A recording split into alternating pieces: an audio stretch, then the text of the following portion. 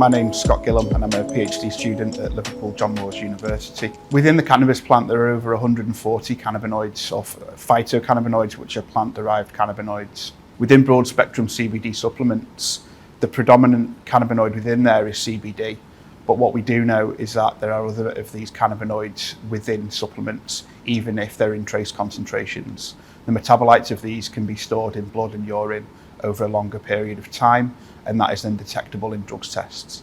The study that we're doing at the moment, we're looking to provide our participants with 150 milligrams of CBD per day over a 10-week supplementation period. There is some evidence to suggest that the THC within cannabis products or cannabis-related products can be stored in body fat.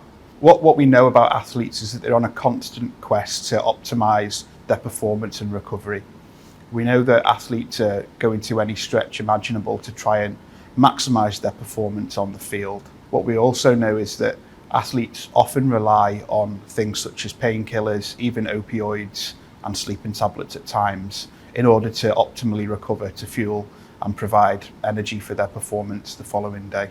What we know about CBD is that it has actually shown some potential in this similar area. So in terms of providing a benefit to recovery, we know that athletes are taking it predominantly for that reason.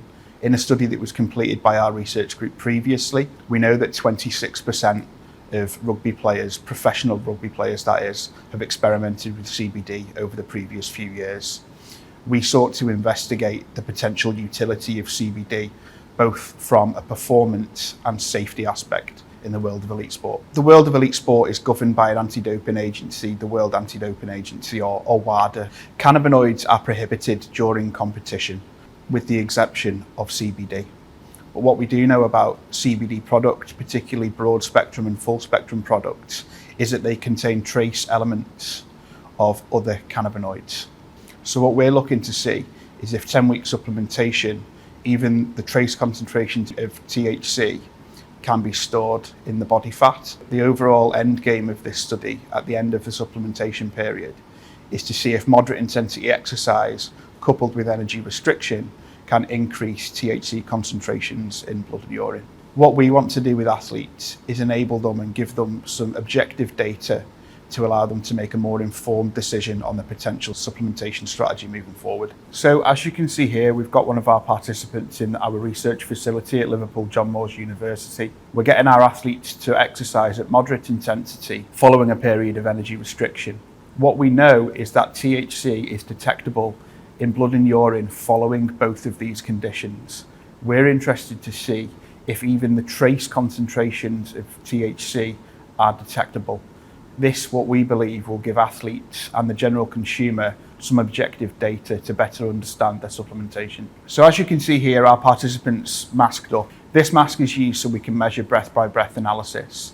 This gives us some of the fundamental information that we're looking for with regards to the fuel that she's using to provide energy for her performance. In particular, we're looking at a respiratory exchange ratio. What we know about this RER, or respiratory exchange ratio, is that anything between 7 and 1, we are using at least in part fat as the fuel for exercise.